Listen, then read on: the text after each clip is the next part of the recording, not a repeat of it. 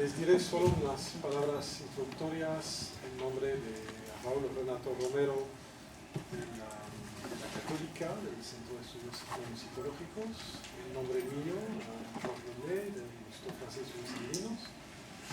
El libro que vamos a lanzar esta noche es un libro de peso, no dije pesado, pero,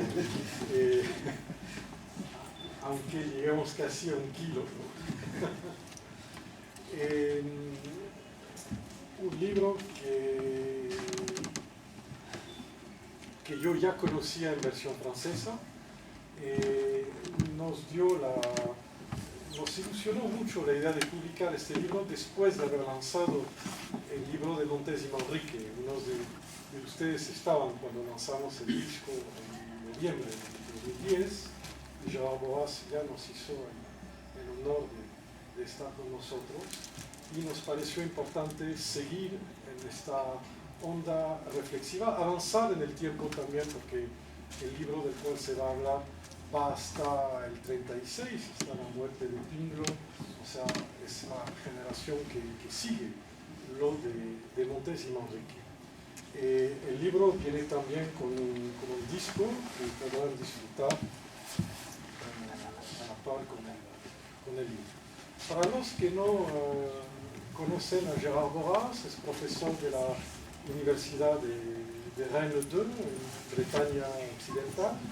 Es también secretario general del Instituto de las Américas, y me hará el honor de ser mi sucesor como director del IFEA a partir del 1 de septiembre próximo venidero. Y esperamos se quedará muchos años disfrutando de Lima y de sus tertulias.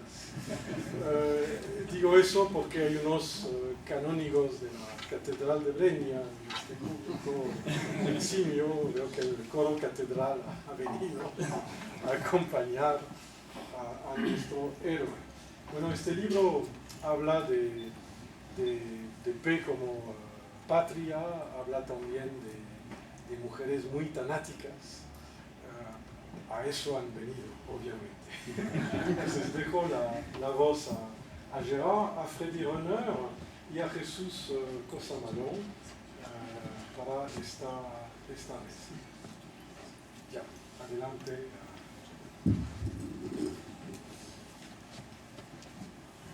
Buenas noches.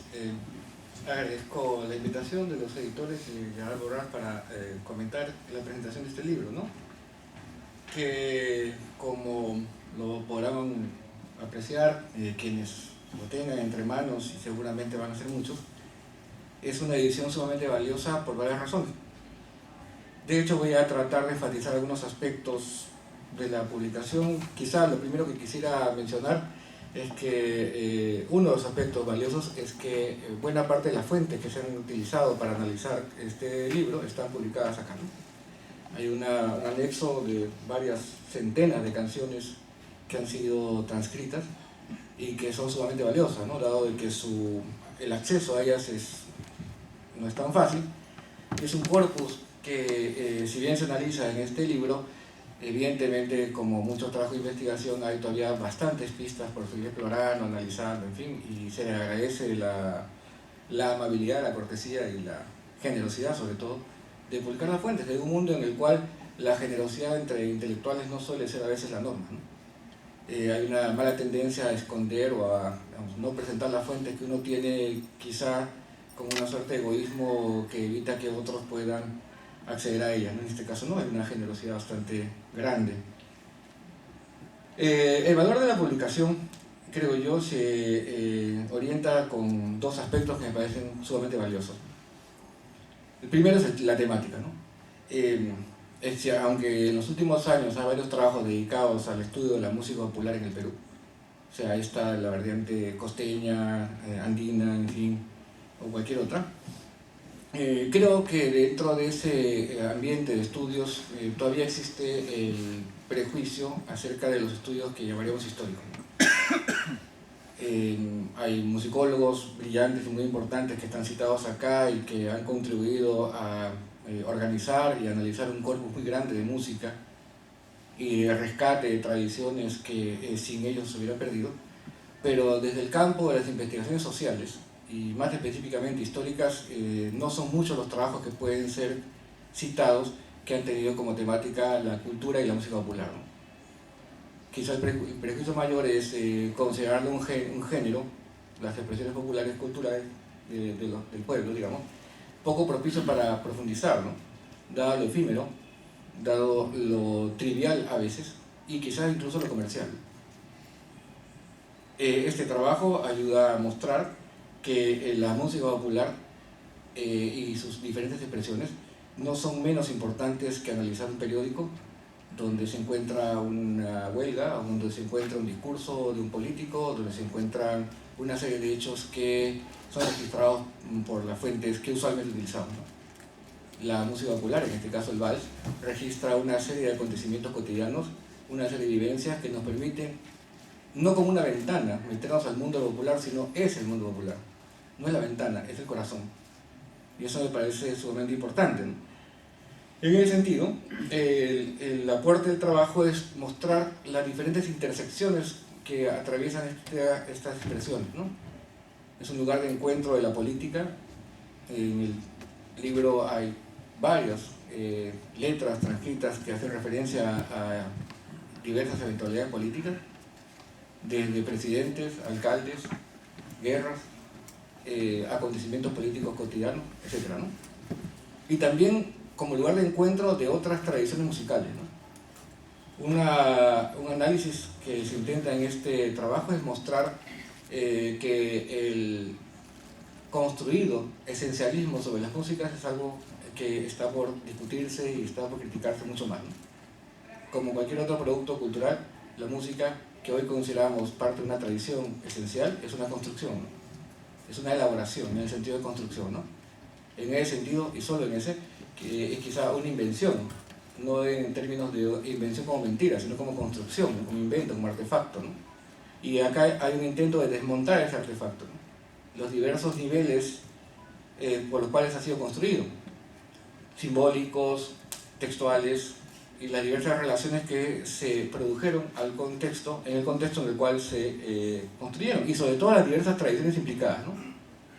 La tradición que llamaríamos indígena, hasta cierto punto, hispana, afroperuana, etc., ¿no? Europea, las múltiples fuentes. Una de las cosas que se puede notar acá es la variedad enorme de riqueza musical que había a principios del siglo XX, de la cual va a surgir el vals como una expresión, entre otras, ¿no? Que también surgieron. Quizá una de las que mayor notoriedad tuvo, pero no la única, ¿no? Y un gran dinamismo musical, ¿no? No solamente por lo que se escuchaba, sino también por lo que se tocaba, ¿no? En ambas dimensiones.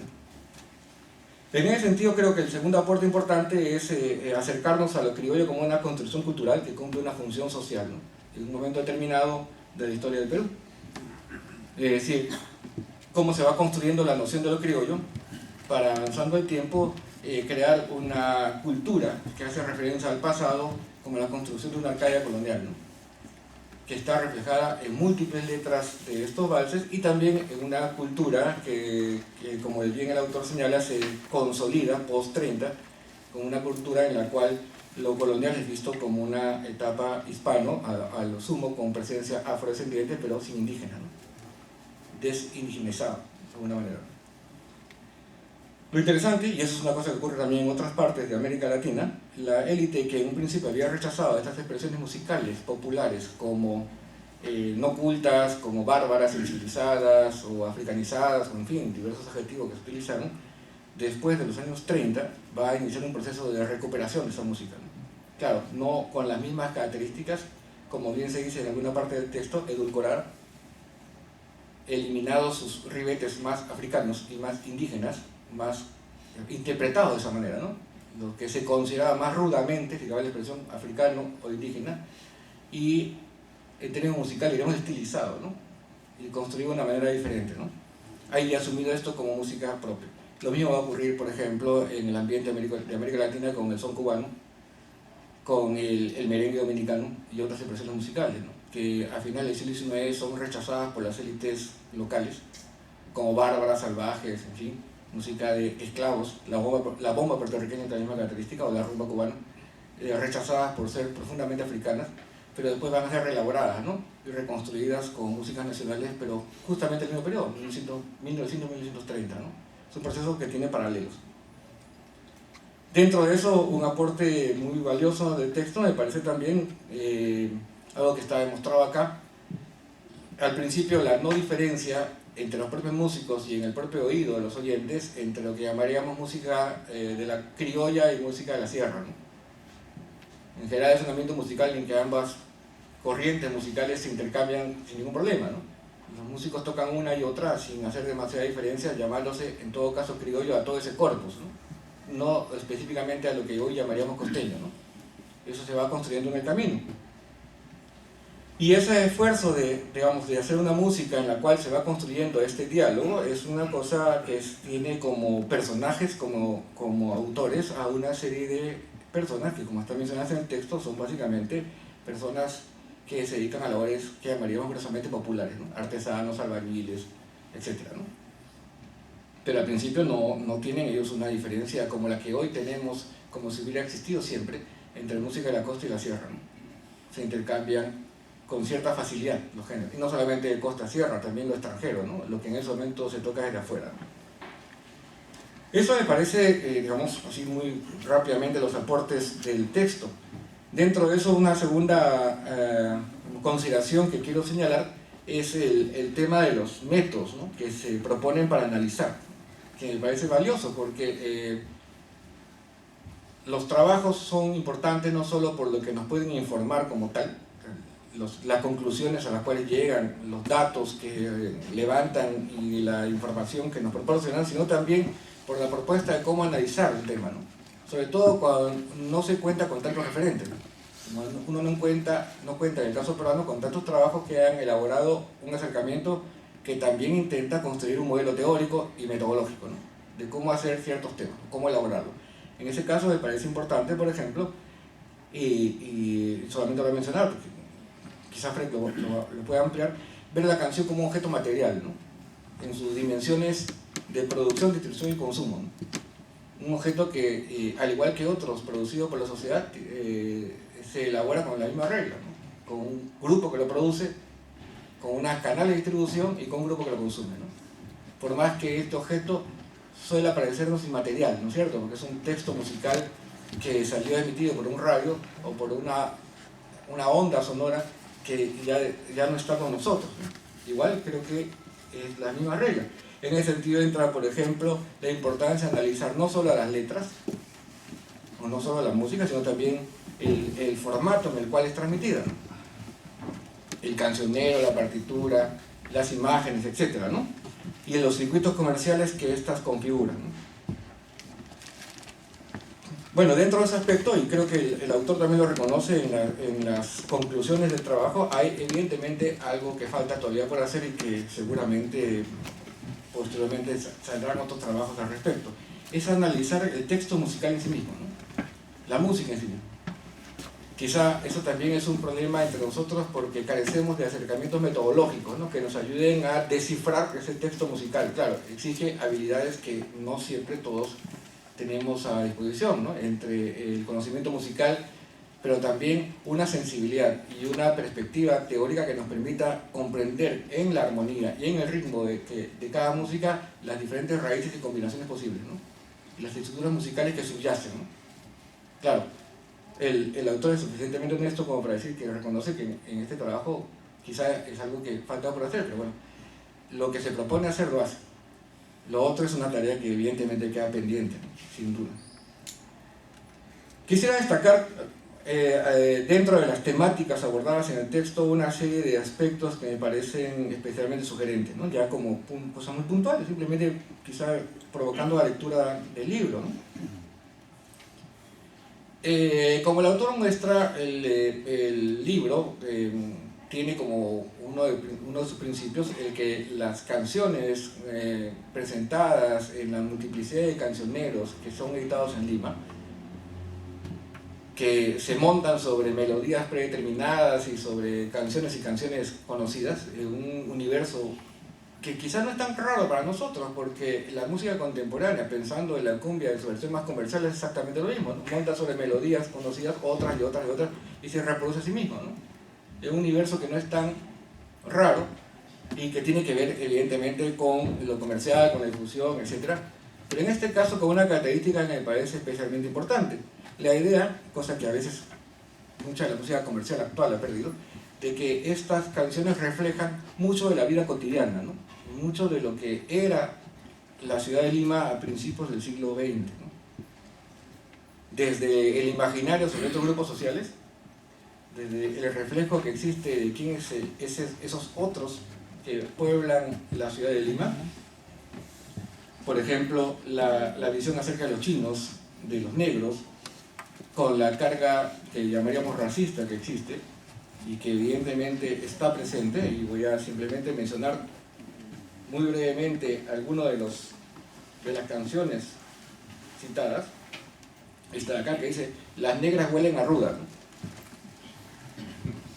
Y la voy a mencionar. Que toditas las mujeres tienen abajo el sobaco un olor a carapulcra revuelto con el ajiaco, ¿no? Que las negras huelen a ruda, las zambas a concolón, las cholas a queso fresco, las blancas a requesón, las chinas y las injertas a chalona y a chicharrón, y toditos los hombres a pura malva de olor, ¿no? Y bueno, o los negros, que es el que sigue a continuación, ¿no? Que toditos los hombres tienen abajo el sobaco un olor a vinagrillo envuelto con amoníaco. Los negros huelen a diablos, los zambos a salchichón, los cholos a chicha fuerte y los blancos a jamón. Los gringos a valeriana, los macacos a ratón y todos los borrachitos a puro tabaco y ron. Claro, evidentemente hay detrás de esto todo un imaginario racial que coincide con los textos que uno puede leer ya a nivel más formal, con Clemente Palma, Javier Prado y una serie de autores que tranquilamente se pueden recordar y reconocer. Es un imaginario que no solamente lo comparten las élites, también lo comparten muchos los grupos populares, ¿no? Y que están presentes en estos textos, sin ninguna duda, ¿no? En ese sentido, no, creo que es totalmente válida la afirmación del autor de que los valses son una crónica de lo cotidiano, ¿no? Con toda, digamos, la carga que esta palabra puede tener, en el sentido de que también tienen por eso mismo una vigencia efímera, ¿no? En el sentido de que es un vals que tiene vigencia mientras aprueba la ley del divorcio, ¿no? Mientras está la discusión, después pasa de moda, ¿no? Pero creo que es una buena forma de entender, como dice el autor, que son como cancioneros periódicos, ¿no? Una especie de sismógrafo que va registrando los nerviosos movimientos de la cultura y la política limeña y las eventualidades políticas, ¿no? Y es un testimonio que propaga las noticias. De hecho, hace mucho tiempo creo que es conocido de que en varios pueblos del Perú las personas solían componer una serie de décimas para transmitir noticias, ¿no? O para, digamos, celebrar hechos cotidianos en forma de décima, ¿no? Que es una forma de conservar, registrar y comunicar, ¿no? Otro aspecto que me parece importante, adicional, es también el que no se descuida, que todo esto está influenciado por la aparición y difusión de los medios masivos de comunicación, ¿no? Y el mercado. El mercado, en este caso el disco y la radio, van a tener una enorme influencia en la manera en que se compone y se graba música, ¿no? De arranque creo que lo más obvio es la limitación en el tiempo, ¿no? Canciones que en la realidad, en la vida cotidiana, estaban hechas para durar 10, 15 o más minutos, tuvieron que limitarse a un uso marcado por la duración limitada de un disco, ¿no? De 3 y algo minutos, ¿no? De manera tal de que los compositores posteriormente, para poder ser grabados, tienen que adecuar su estilo al tiempo de grabación disponible, ¿no? Alterando una serie de prácticas, ¿no? Que se van a ajustar a los requerimientos del mercado, ¿no? Pero por otro lado también el mercado tiene que ver con la necesidad de que se venda discos, y eso supone la aceptación de gustos populares masivos, ¿no? O sea, grabar música que a la gente le guste, en pocas palabras, ¿no? Y que la gente quiere escuchar, ¿no? De ese modo, las disqueras, en fin, las empresas dedicadas a la grabación de discos van a empezar a etiquetar, ¿no? Y a empaquetar música para poder venderla, ¿no? Como supermercado, casi, ¿no es cierto? En el que empaquetan música, la etiquetan y empiezan a crear género, ¿no? Para poder ser identificados por el público y consumirlos, como cuando uno va a antes, ¿no? Yo todavía lo he hecho, y seguramente muchos, entraba a una disquera, una tienda de discos, y decía, ¿qué cosa quieres? Bueno, quiero un disco de un vals, ¿no es cierto? Una polka, y hacen etiquetas, ¿no? En ese sentido, este texto ofrece pistas para entender cómo se fue construyendo ese mundo, ¿no? Entonces, por esa razón, por ejemplo, aparecen dentro de estas temáticas cosas tan cotidianas como la imagen de la mujer, que creo que hay un análisis bastante fino en ese sentido, ¿no? Se ha hablado bastante de la melancolía y, en fin, una serie de tópicos respecto al vals. Acá creo que hay un análisis mucho más puntual y sorprende ver cómo la imagen del hombre en el vals peruano difiere un poco de la imagen que tiene el hombre en otras expresiones musicales de América Latina, ¿no? Con la ranchera, por ejemplo, porque acá los pobres hombres estamos más bien sujetos a la voluntad de la mujer, ¿no? Somos juguete de voluntad, ¿no? Entonces voy a leer otro fragmento para ilustrar lo que el libro también señala, ¿no? De los tantos posibles, ¿no? Ese se llama Una mujer, ¿no? Cartas de mujeres tan solo son cartas, que la de los naipes que hay para jugar. Las frases que encierran son falsas promesas y sus fragmentos un juego de azar, donde dice te amo, te entrego mi vida, debía leerse te voy a matar. Porque en las mujeres no existe el cariño, todo es capricho mundano y banal. Es inútil que pretendas ser la amante del que antes despreciaste al tibio y cruel. El tiempo que estaña las más hondas heridas ha borrado esta pena con un nuevo querer, ya no siento la nostalgia de esos días. Claro, hay toda una temática que tiene que ver con el hombre, digamos, sometido a las voluntades y veleidades de la voluntad de la mujer, ¿no? Bueno, también, por ejemplo, hay valses que hablan de accidentes cotidianos, en fin, cosas que serían hoy materia de una portada de un periódico chicha, más bien tenemos en un vals, ¿no? Y que la gente lo difunde de esa manera, ¿no? O la presencia bandolera, la crónica roja de asesinatos, etc., ¿no? Que es de las cosas que me parecían importantes. En fin, hay varias cuestiones en ese sentido que no quisiera andar, pues son, creo yo, materia de que ustedes mismos lo descubren con el texto, ¿no? Dentro del sentido, por ejemplo, quizá una notación un poco más puntual es el tema de los valses y la política, ¿no? Claro, desde hace mucho tiempo a Felipe Pingló, como otros autores, se le ha reconocido toda una preocupación social en sus letras, identificable con más de uno de sus valses, aparte de la belleza de sus letras, que también hay un análisis en ese sentido, o de la propia música, evidentemente, ¿no? Que ya de por sí ameritaría un análisis, digamos, solo para eso. Pero al mismo tiempo que existía Felipe Pingló, había otros movimientos de lo que llamaríamos canción popular, proletaria, de protesta, revolucionaria o cosas por ese estilo, ¿no? Es sorprendente, interesante encontrar la presencia de obreros y de centros musicales obreros que producen canciones orientadas, clasistas, digamos, para llamarlo de alguna manera, ¿no? Que hacen mención a la canción proletaria, ¿no? Y que hablan de una cultura de la pobreza, ¿no? De sus propias dimensiones, ¿no? Y en ese sentido me parece interesante, por ejemplo, hacer una diferencia entre ese tipo de canciones que tienen un tinte que llamaría más clasista, más de conciencia y de solidaridad, empujado por sindicatos y gremios, que las letras de Pingló, que claramente apuntan a un problema más individual, ¿no? Como bien señala el autor, ¿no? Es un individuo, es Jacobo el leñador, ¿no? No es el obrero, ¿no? En el obrero hay un colectivo, en Jacobo el leñador hay una persona, ¿no? Claro, eso tiene que ver con el dolor de un individuo, la mala suerte, qué sé yo, la desdicha, ¿no? Mientras en el otro hay una situación social que explica un colectivo. Los dos tienen la misma función, denuncia una situación de injusticia, de malestar, digamos, de reglas sociales que marginan y desprecian a algunos, pero las respuestas son diferentes, ¿no? Eso me parece interesante. Como también me parece muy interesante la presencia enorme de los valses y la construcción del heroísmo, ¿no? Los héroes de la guerra del Pacífico, tan comunes para nosotros y tan cotidianos, desde los monumentos, pasando por las figuras de los álbumes que se compran en las librerías o los libros escolares.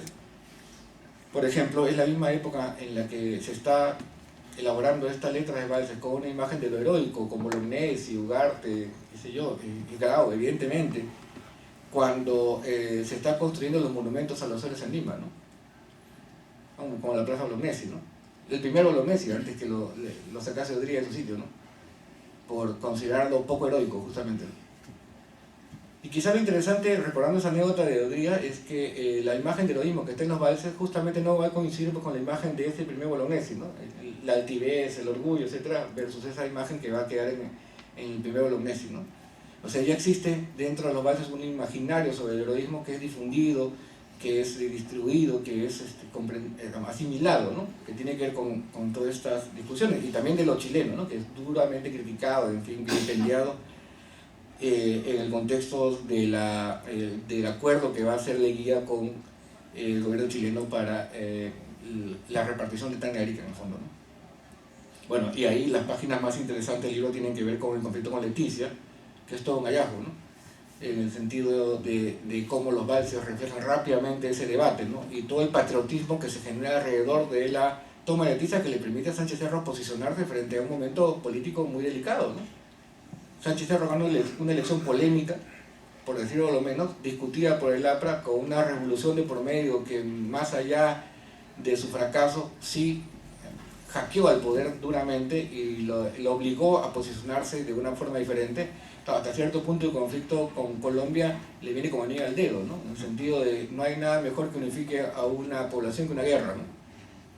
Porque o uno está con el gobierno de Sánchez Cerro o está con los colombianos hasta cierto punto, ¿no? Entonces acá los valses expresan eso, ¿no? Esa unidad nacional, en fin, el fervor patriótico, ¿no? Como una colocación, digamos, como una legitimidad que tiene que montar el gobierno frente a una situación política bastante delicada, ¿no? Bastante compleja. Lo que están viendo aquí son las reproducciones de los cancioneros de Leticia. Sí, bueno, y si no escucharon, está ahí reproducciones de los cancioneros dedicados a Leticia, ¿no?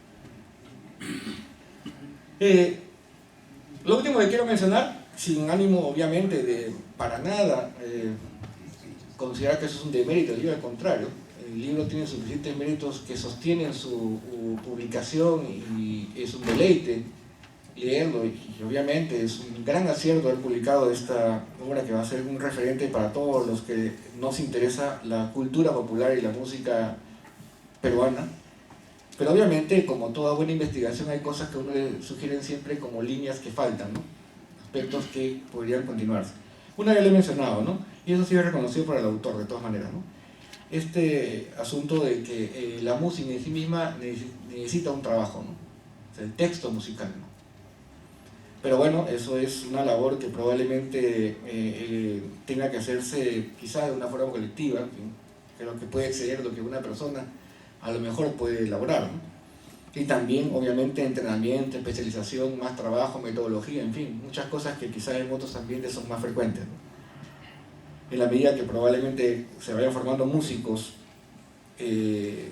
no solamente como práctica, sino también como teoría y como academia, y también vinculados al estudio, quizás se pueda resolver este problema, ¿no? Lo segundo, que también me parece que sería una cosa interesante por hacer, es investigar la formación social de los músicos, ¿no? Acá en el texto hay bastantes referencias respecto a que el vals, como es conocido, no es un producto de una música afroperuana, o sea, viene básicamente con una formación europea, aunque por decirlo de algún modo es colonizado desde el punto de vista de la población afroperuana, ¿no? O sea, es tocado por músicos afroperuanos y es compuesta por varios músicos afroperuanos. Así que es colonizado, ¿no? Es reinterpretado, ¿no?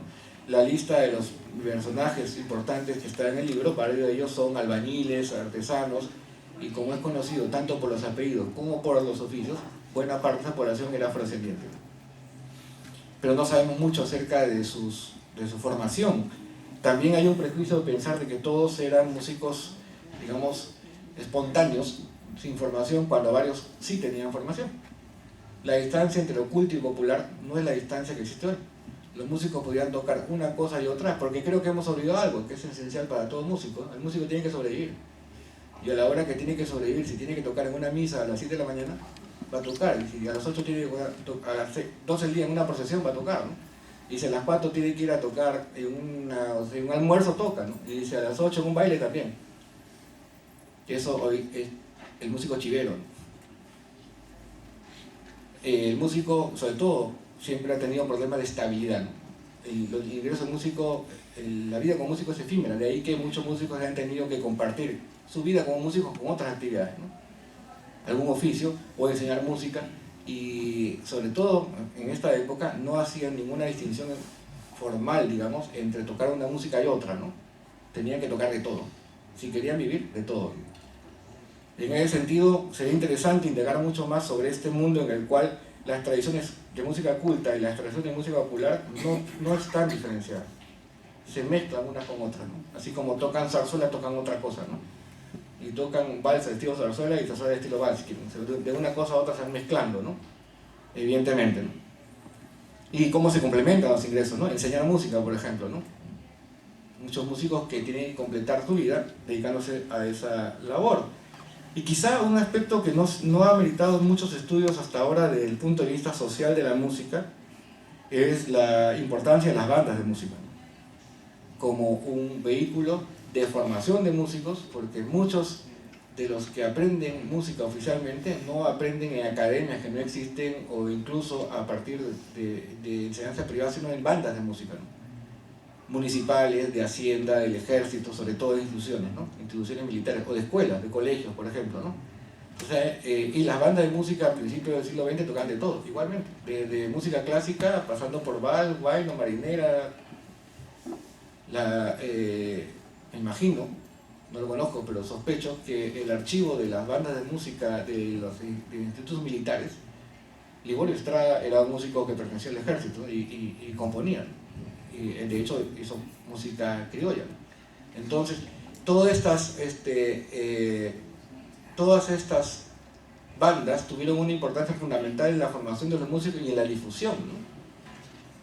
Y en la variedad en la cual se fue componiendo los gustos populares. Bueno, a mí me parece que el libro abre una serie de interrogantes como todo buen trabajo, pero creo que las preguntas fundamentales que se trazan al principio están sumamente desarrolladas, muy bien demostradas. Y una cosa que quizás a mí me pareció muy interesante es el texto mismo, la historia del vals peruano es como una historia que va corriendo paralela a las otras historias que conocemos, ¿no? O sea, la historia escrita desde el punto de vista económico, social, etc., ¿no? Entonces hay un excelente diálogo entre las dos dimensiones que conocemos de la Lima del principio del siglo XX. Gracias.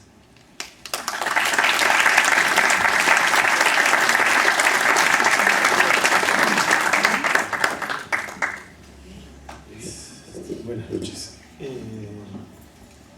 Quizás voy a ser más elogioso de lo que debería, pero lo que pasa es que tengo una gran amistad con Gerard. El libro, como dijo George al inicio, ya lo conocía en su versión francesa, lo que quiere decir que lo conocía parcialmente. Pues conozco parcialmente francés nomás, entonces había entendido bastante, pero no lo suficiente. Leyéndolo un poco ahora, pude un poco como corroborar esta como primera sensación que tuve al inicio, ¿no?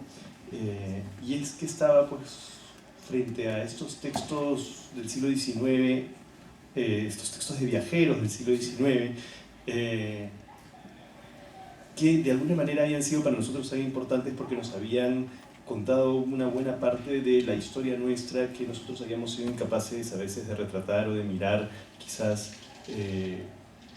con la distancia que los viajeros tenían. Entonces, ir leyendo el texto fue ir corroborando además que habían temas que efectivamente estaban presentes para los valses, por lo tanto en el libro, pero también en los viajeros, ¿no? Entonces, esa es mi lectura, de alguna manera el texto está orientada un poco dentro de ese reconocimiento, ¿no es cierto?, de cómo es posible mirar este fenómeno musical que todos consideramos tan nuestro, que todos consideramos que conocemos, y reconocer realmente cuán poco conocemos acerca de ese fenómeno musical y cuántas veces es necesario que vengan con una mirada menos prejuiciada para contarnos algunas cosas que nosotros creíamos saber y no sabíamos.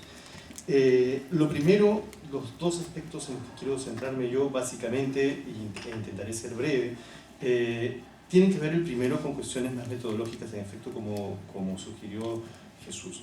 Una de las cosas que a mí me tuerce un poco la cabeza desde hace varios años es cómo para investigar ciertos fenómenos culturales, sobre todo con la cultura popular, la gente, o los investigadores, los científicos sociales, la gente de las humanidades, de historia, de literatura, etc., han comenzado a utilizar de manera indistinta un conjunto de cuerpos teóricos que siento que no han sido lo suficientemente elocuentes para dar cuenta realmente del fenómeno, sino que han terminado por hablar mucho de sí mismos.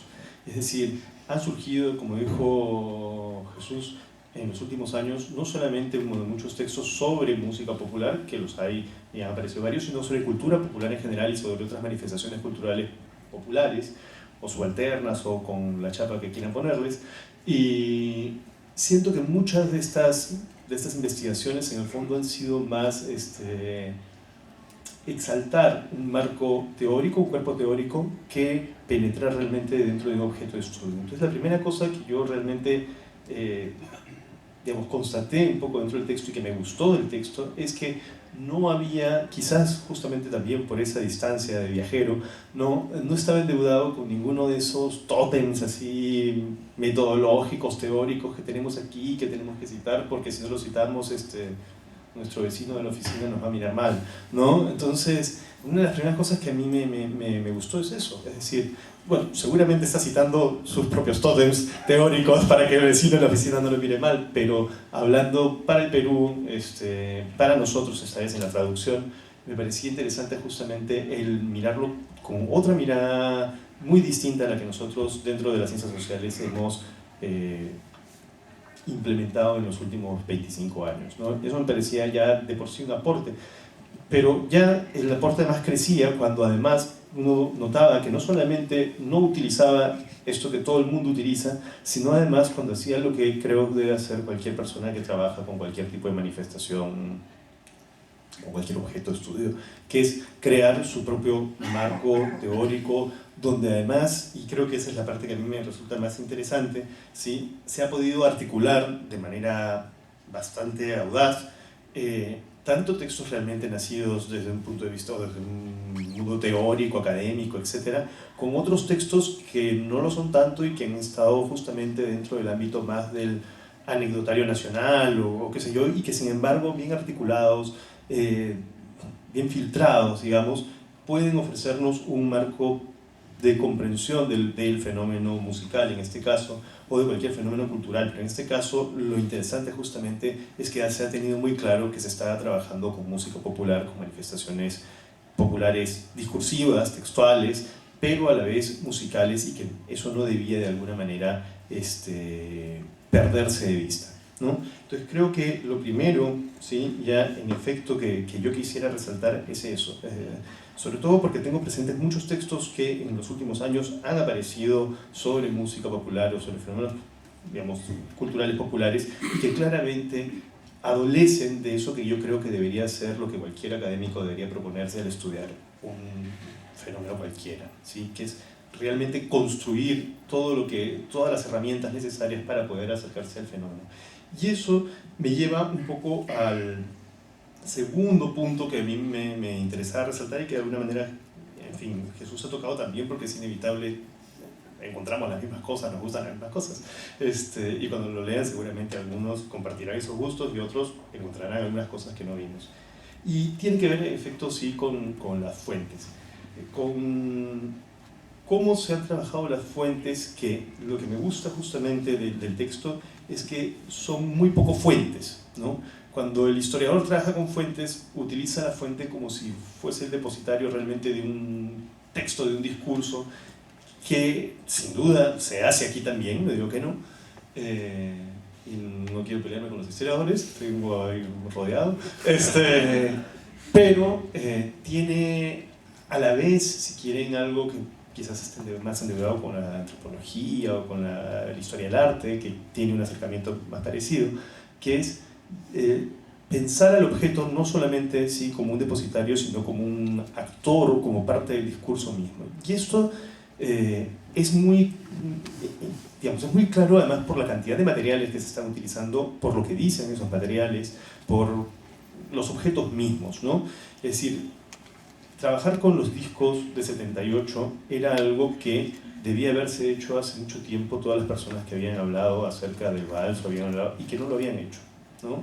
O habían hablado o habían utilizado los discos de 78 pensando, ¿no?, aquí está la canción, la versión última o la versión primera, perdón, ¿no es cierto?, la original, y la verdad es que qué cosa es lo original, no porque sea la primera que tenemos es lo original, digamos, no se había dejado hablar al objeto, sino que se había pensado que lo que ahí depositaba eran pues verdades absolutas. Y yo creo que una de esas cosas que me resultan justamente interesantes es que se está haciendo dialogar a los objetos, se les está presentando y está haciendo que nos muestren efectivamente lo que tienen, pero también la manera como ellos actúan o cómo intervienen un poco dentro de estas dinámicas sociales, políticas, etcétera, dentro de la sociedad, ¿no? De hecho, el caso más claro creo que es el que ha reseñado también Jesús y el que vemos un poco a la espalda, que es el caso de los cancioneros y los casos un poco no solamente lo de Leticia, sino también un poco de lo de los bandidos. Es decir, los cancioneros no solamente están retratando, siento un poco esta crónica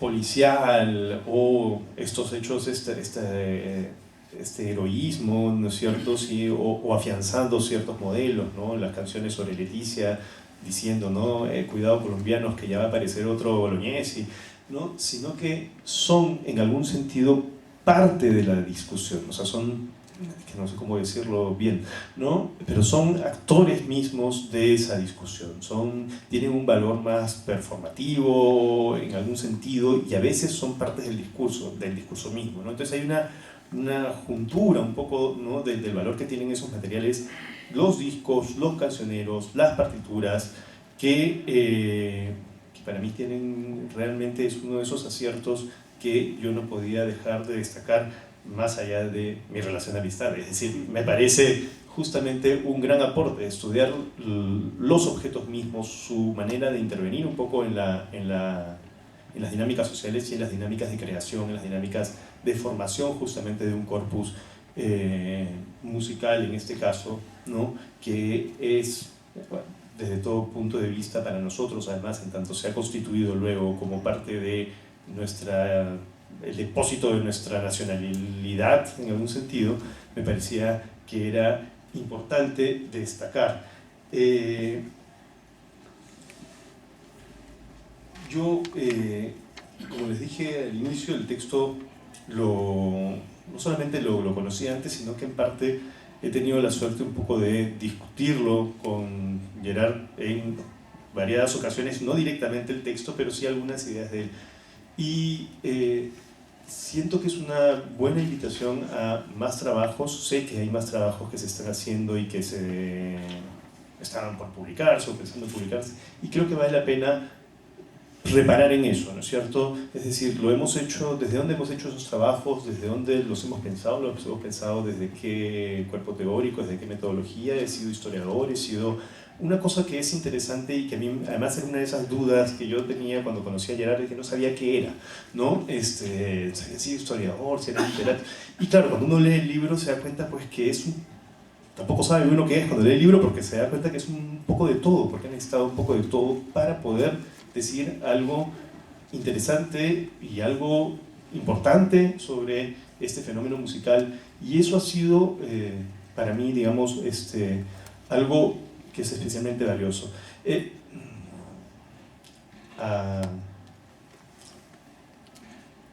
Una cosa que quizás, sí, no sé si es, sobre todo sabiendo que trabajamos con un fenómeno que es, que todavía está un poco vivo, quizás el único asunto que yo veo, que yo reformularía, aprecio que luego no nos tomemos ningún vino ni nada así, es que estamos con un fenómeno cuyos objetos, va a sonar muy feo esto, pero cuyos objetos todavía también pueden ser personas. Entonces, si alguna cosa yo creo que puede complementarse, aunque siempre es muy peligroso, y es trabajar también, es cruzar toda esta información con un conjunto de sujetos para los que todavía puede ser algo cercano. Yo sé que cada vez son menos, los de la guerra con Chile, seguramente quedará uno por ahí escondido, como parecía en Variedades, el hombre de 130 años que había peleado en la guerra de independencia, pero siento que, claro, todavía dentro de esta creación de un marco teórico, de un acercamiento, hay más disciplinas que pueden intervenir, hay más disciplinas que pueden tributar, y supongo que es parte del trabajo que hay que hacer, es decir, que la historia no solamente sea hacer hablar a las fuentes o discutir fuentes o revisarlas, sino poder encontrar una cosa más armoniosa en la construcción, digamos, entre las fuentes y los sujetos mismos que, si bien no todos han formado parte, forman en algún sentido sí el colectivo que recibió, que formó parte de otra manera de esas tradiciones. Por lo demás, sé que el texto lo van a disfrutar, lo he disfrutado yo, incluso cuando lo leí parcialmente en francés. Y nada, van a ver que les va a gustar mucho. Gracias.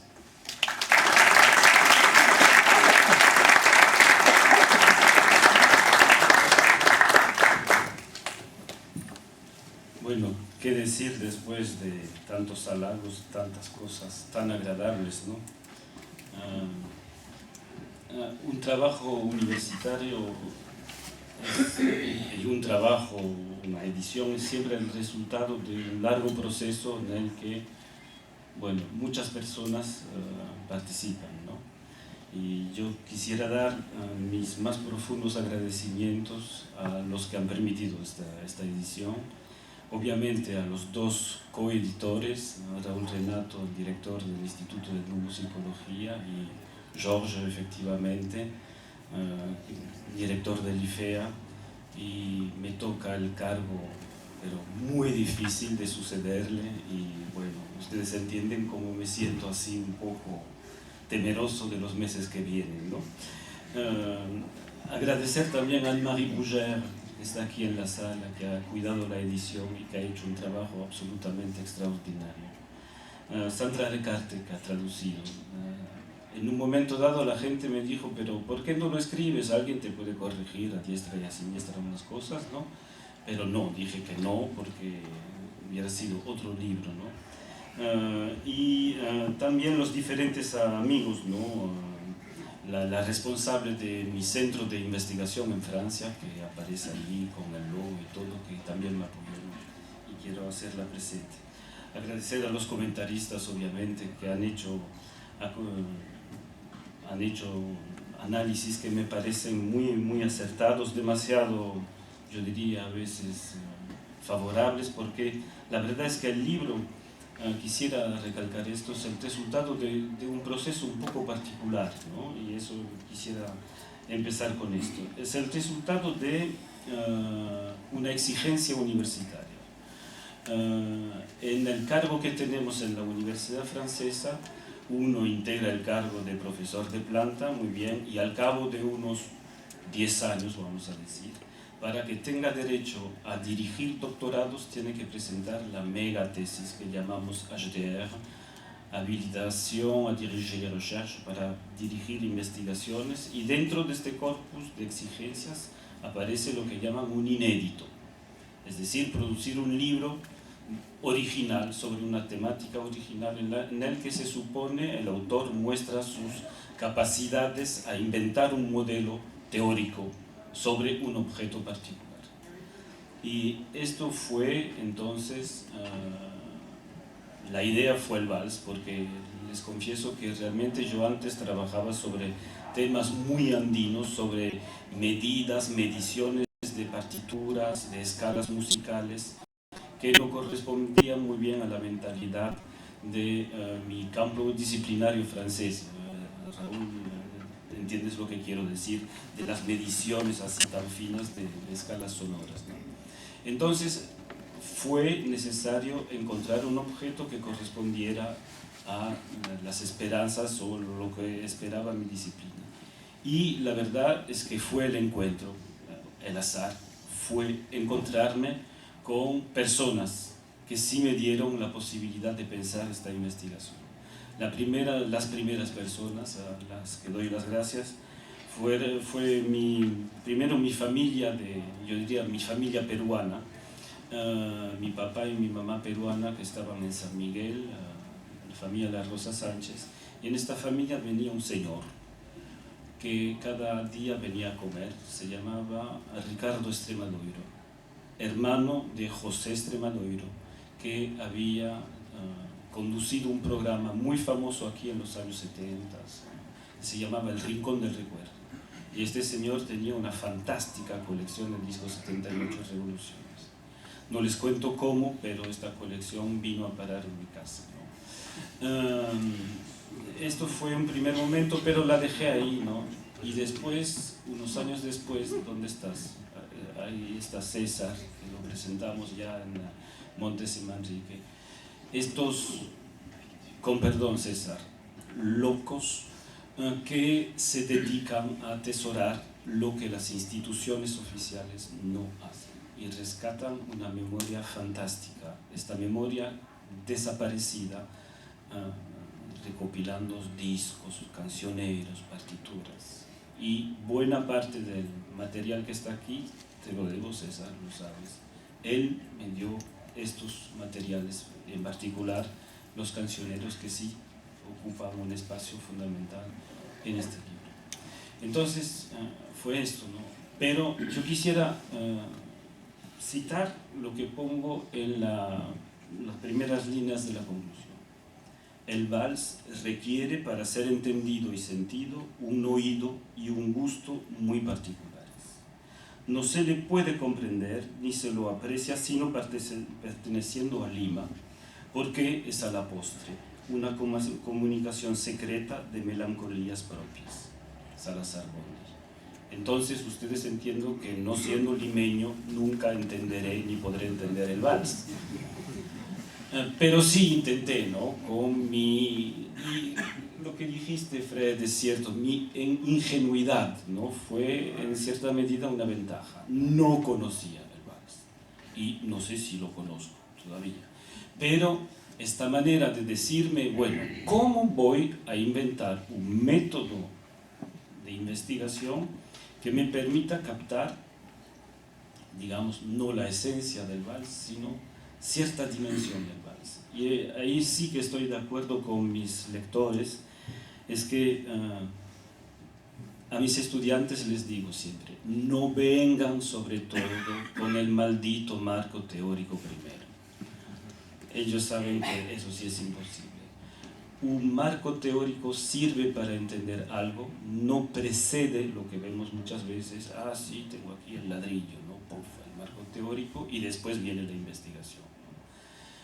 Entonces fue un intento, en este sentido es un ensayo, me parece, ¿no? Una propuesta metodológica para tratar de entender lo que es un objeto popular en un momento dado.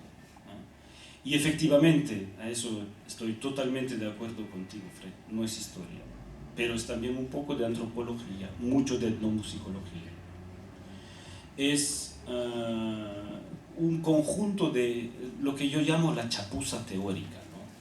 La teoría se adapta al objeto, no precede al objeto, tratar de entenderlo de acuerdo a lo que tenemos.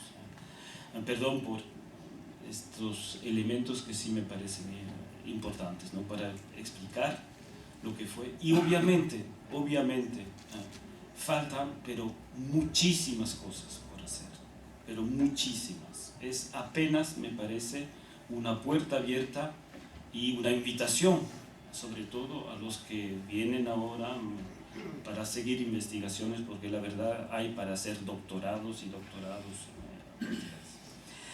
No estoy leyendo mis apuntes y me estoy perdiendo, pero está bien, ¿no?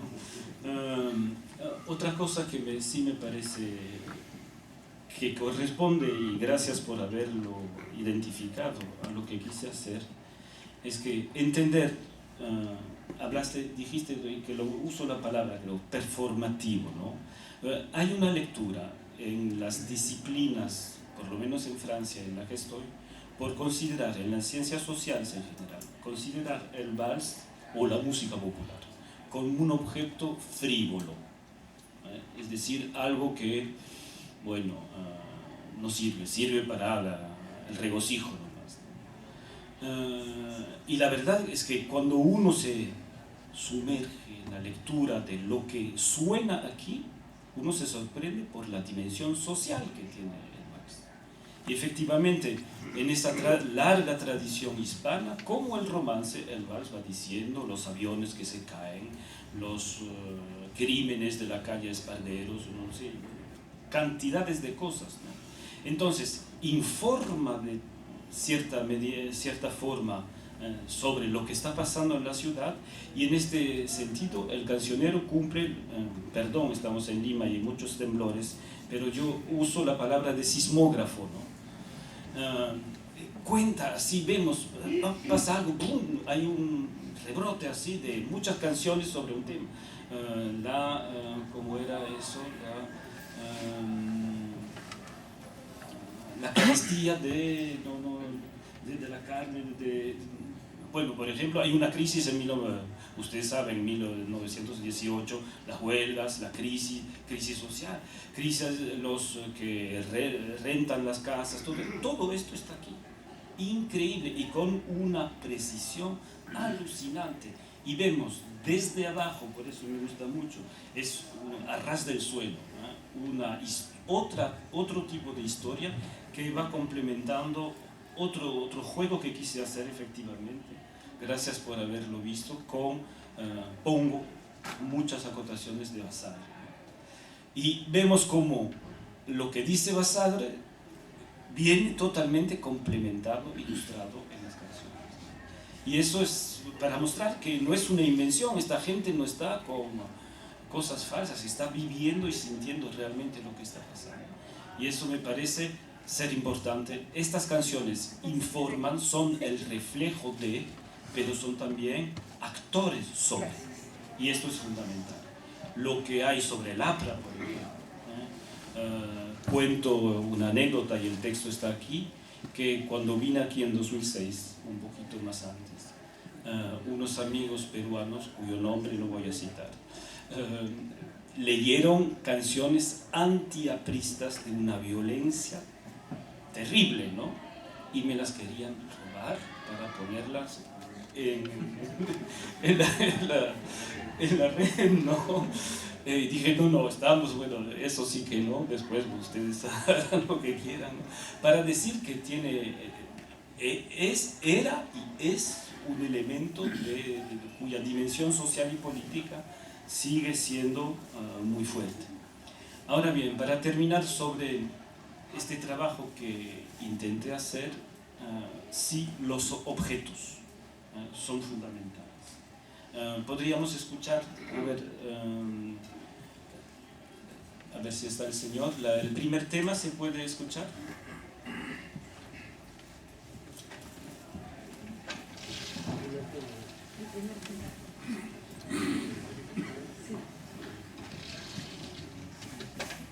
Cosa importante, si se habla de música, se escucha música. Ese es el argumento primero, ¿no? Y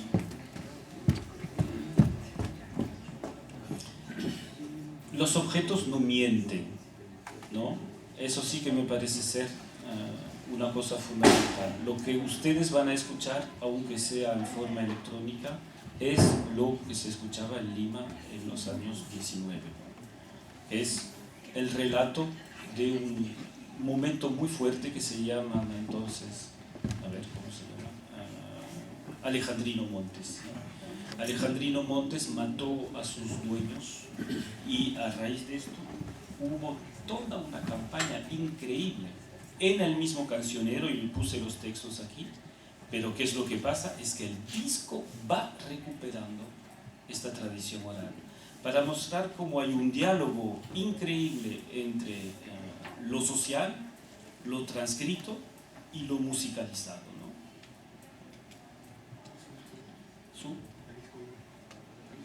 ¿No estaba? No. Podríamos. ¿No estaba en la pantalla? Se ha borrado, bueno, perdón. Se ha borrado, sí, perdón. Aquí, antiguos estudiantes